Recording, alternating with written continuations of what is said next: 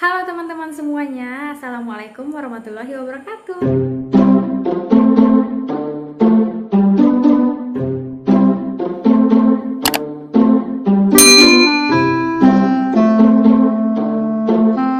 Kembali lagi di channel YouTube-nya aku, Marissa Handayani. Oke, di video kali ini seperti judulnya ya teman-teman, kali ini aku mau sharing-sharing bagaimana cara aku mengatur keuangan rumah tangga aku. Bukan bermaksud untuk pamer ataupun menggurui ya teman-teman. Kebetulan ada beberapa teman-teman yang kayak nanyain gitu ya, gimana sih Kak cara mengatur keuangannya gitu ya.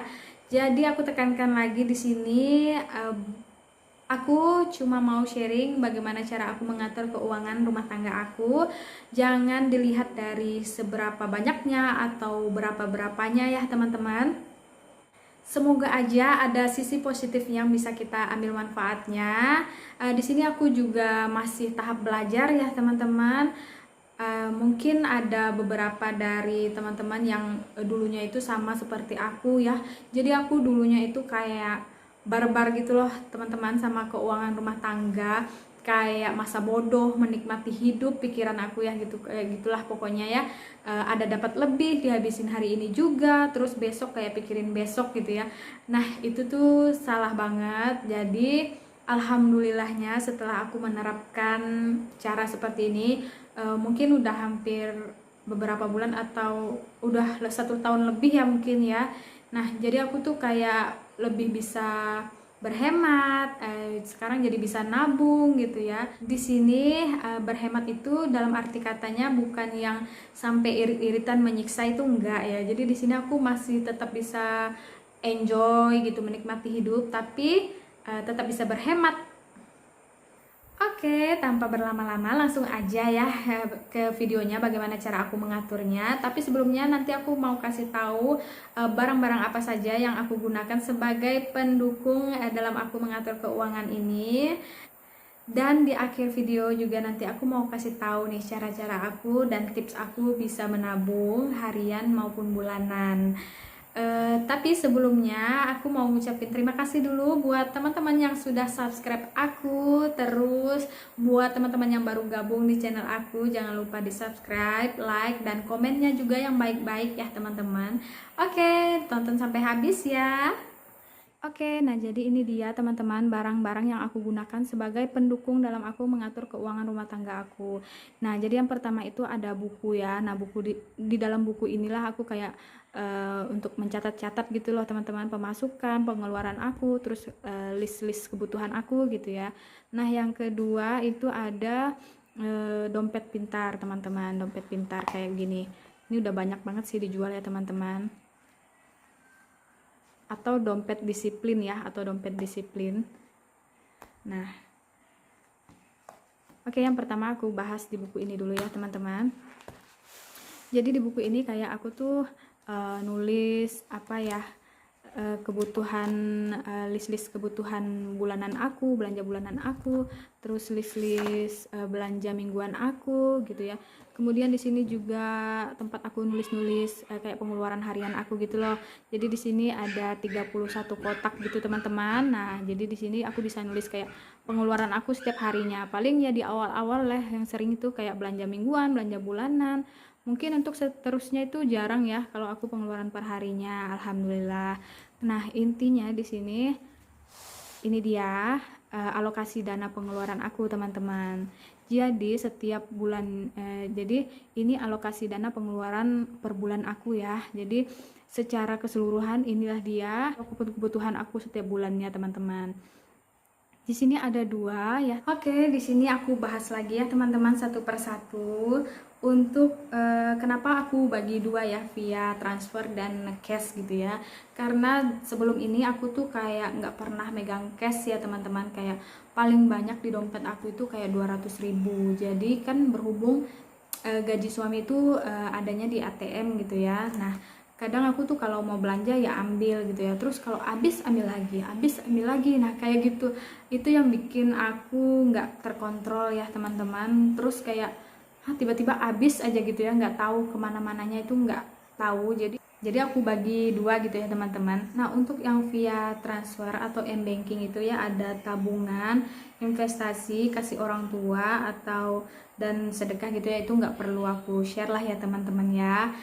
Terus kemudian ada voucher listrik. Di sini aku budgetin itu 400.000 teman-teman, karena aku pemakaian aku itu kayak 100.000 per minggunya.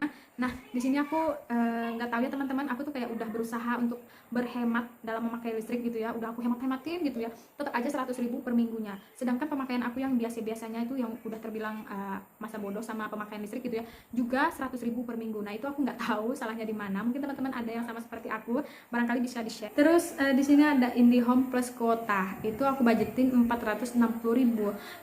Untuk IndiHome-nya 360.000, lalu untuk kuotanya itu aku sediakan 100.000 untuk aku dan suami. Jadi 50.000 kayak untuk keluar rumah gitu loh teman-teman, dan itu cukup untuk 1 bulan ya. Lalu kemudian untuk cash nih teman-teman. Nah, untuk cash itu ada belanja bulanan 800.000. Jangan bilang aku boros atau aku irit-iritan, enggak ya teman-teman. Jadi di sini aku disesuaikan sama kebutuhan rumah tangga kami ya. Karena kan masing-masing rumah tangga itu berbeda-beda. Terus juga disesuaikan sama harga-harga barang-barang yang ada di sini, terus sama kemampuan suami ya tentunya. Dengan mungkin jauh dari sebelum ini, kayak belanja bulanan aku itu cuma dibudgetin 400.000 gitu ya. Nah seiring berjalannya waktu gitu ya, kebutuhan juga semakin bertambah, alhamdulillah mungkin pendapatan suami juga semakin bertambah gitu ya. Nah jadi aku sesuaikan nih teman-teman sama pendapatan suami.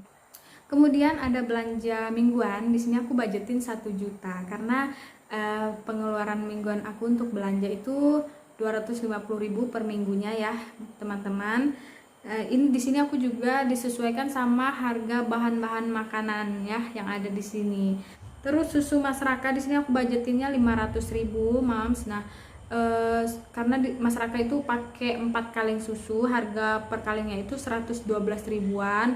Oke, jadi 4 kalengnya itu sekitar 500.000.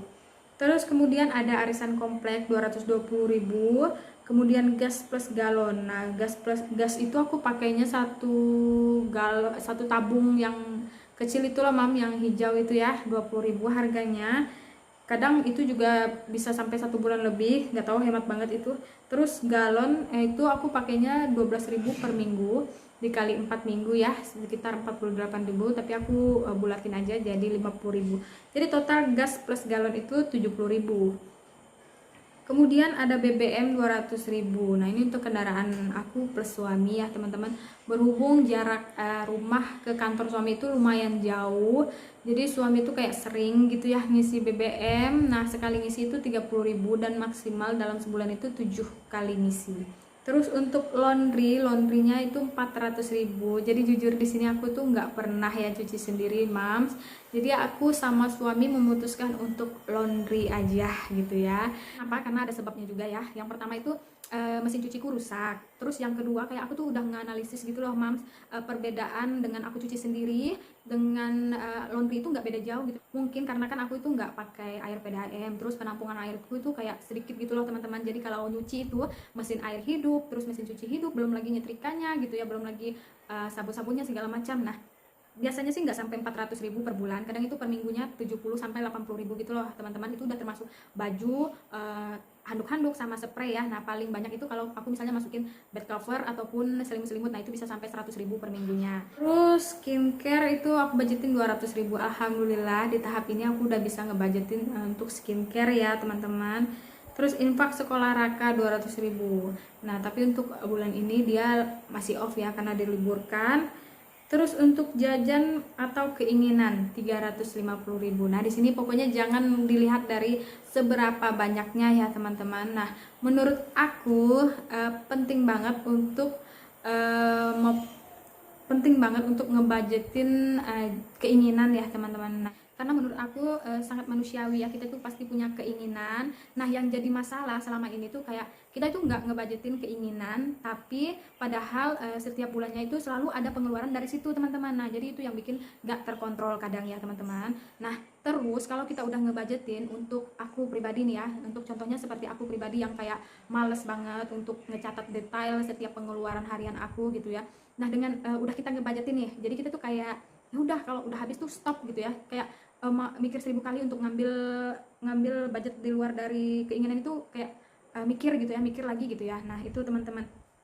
Nah, jadi menurut aku penting banget ngebudgetin keinginan. Berapapun itu, pokoknya kalian harus banget ngebudgetin keinginan. Oke, setelah aku menuliskan masing-masing budget kebutuhan aku tadi ya teman-teman, kemudian uang yang udah aku ambil cash tadi itu aku masukin ke dalam dompet pintar ini.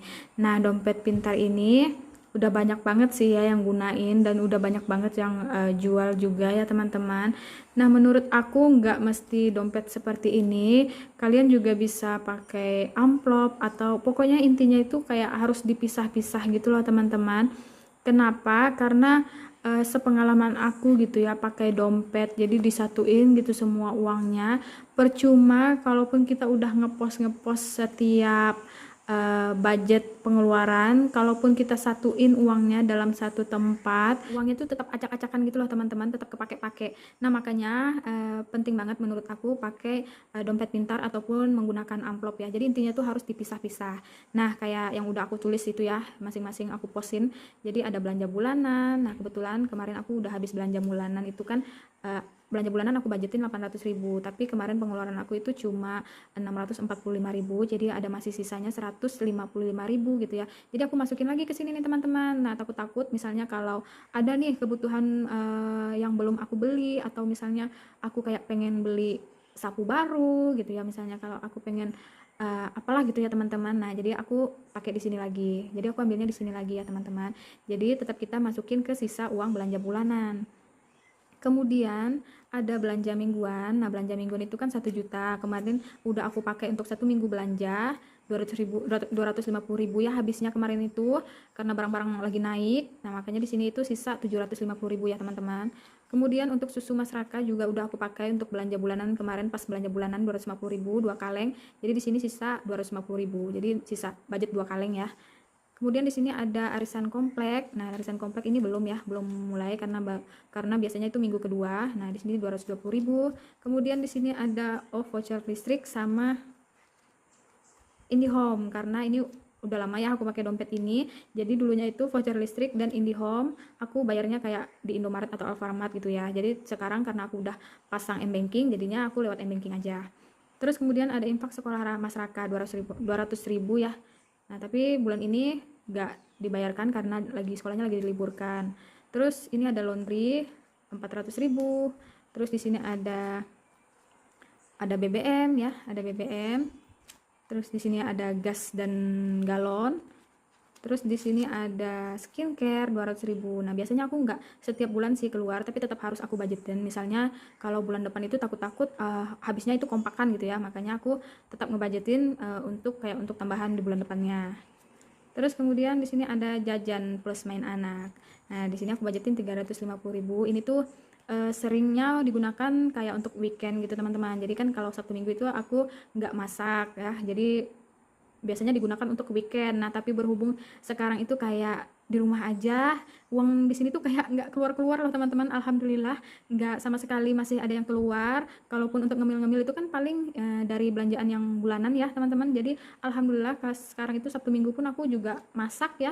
Jadi apalagi main anak ini nggak ada sama sekali pengeluaran. Semoga aja next aku jadi terbiasa ya, Sabtu Minggu itu juga tetap masak. Jadi jajan plus main anak ini bisa lebih hemat. Nah sebetulnya dompet ini itu ada tanggal-tanggalnya gitu loh teman-teman. Jadi di sini ada sampai tanggal 31 sesuai dengan jumlah hari di dalam 1 bulan gitu ya. Cuman di sini aku nggak masukinnya sesuai per hari karena kan pendapatan aku itu nggak dijatah per hari gitu ya. Jadi aku tuh dijatah sebulan sekali. Makanya aku lebih kayak untuk ngepos aja uangnya, kayak untuk dipisah-pisahin aja gitu teman-teman. Kemudian seperti yang aku bilang tadi, aku di sini mau sharing juga nih bagaimana cara aku menabung ya. Nah, jadi di sini aku ada 2 tabungan nih, teman-teman. Ini sama ini. Nah, di sini aku cuma pakai botol minum gitu yang ada di rumah, jadi aku pakai gitu ya. Nah, di sini isinya itu 20 ribuan. Nah, ini aku untuk kayak tabungan harian aku, tapi nggak setiap hari itu nggak aku budgetin mesti harus 20.000 itu enggak ya, teman-teman. Jadi ini intinya di sini aku masukin per 20.000. Misalnya di sini kayak sisa uang belanja mingguan atau sisa jajan atau sisa uang laundry gitu ya. Nah, terus aku tukarin per 20.000 terus aku masukin sini. Jadi nggak tentu ya setiap minggunya itu, kadang 40.000, kadang 60.000. Pokoknya intinya aku tetap niatin gitu ya, masukin uang di sini per 20.000. Kemudian yang kedua ada tabungan bulanan. Nah, ini aku bilang, nah ini tabungan per bulan ya. Nah, di situ ada tulisan tabungan 5 juta dalam setahun. Semangat ya gitu ya. Nah, jadi di sini aku tulis nominalnya. Jadi ada 12 nominal nih teman-teman. Jadi untuk setahun ya ada 12 bulan. Sebenarnya tabungan ini tuh kenapa aku beda-bedain nominalnya. Jadi kayak disesuaikan gitu loh teman-teman sama kemampuan kita per bulannya. Misalnya kalau aku lagi banyak-banyaknya orderan belanja jualan online, dari hasil jualan online gitu ya. Terus pokoknya dari misalnya aku ada sisa uang bulanan. Nah, makanya terus aku pilih yang kira-kira angkanya itu lebih besar gitu ya. Nah, misalnya untuk bulan ini kan aku kayak nggak ada pendapatan dari jualan online gitu ya karena lagi off. Nah, misalnya aku uangnya nih nggak banyak nih, sisa uangnya untuk bulan ini, jadi aku pilih yang kayak nominalnya sedikit gitu. Tapi usahain semua kolom nominal ini terisi ya teman-teman dalam setahun. Nah, jadi ini dia hasil tabungan aku selama 3 bulan nih teman-teman. Kenapa aku pilih tabungan yang seperti ini? Ini tuh bisa dibuka gitu loh teman-teman. Nah, jadi bisa dibuka misalnya sewaktu-waktu ada kebutuhan mendadak atau apa. Jadi aku ambilnya di sini, bukan di tabungan yang ada di ATM. Jadi seperti itu. Oke, nah jadi seperti itu dulu ya teman-teman sharing aku kali ini. Nah, kesimpulan dari semuanya, menurut aku ya, tips untuk memulai hidup hemat itu yang pertama kali itu adalah budget. Nah, kita tuh harus ngebudgetin ya kebutuhan pokok maupun keinginan kita. Jadi setelah dibudgetin baru di pos-pos apa aja sih kebutuhan yang kita keluarkan dalam setiap bulannya gitu. Terus yang kedua itu dahulukan kebutuhan daripada keinginan. Nah, jangan mentang-mentang kita udah budgetin untuk keinginan nih. Jadi awal bulan itu kayak udah menggebu-gebu banget gitu ya untuk belanja atau mau makan ini, mau makan itu gitu ya. Menurut aku kalau untuk di awal-awal itu agak ditahan sedikit lah ya. Terus misalnya kalau udah agak pertengahan bulan, nah misalnya nih udah kayak kita tuh udah di zona aman lah ya. Jadi kayak udah nggak ada lagi pengeluaran tak terduga atau cukup lah ya untuk akhir bulan. Nah, yang terakhir ini menurut aku yang paling penting ya, yaitu mengukur kemampuan.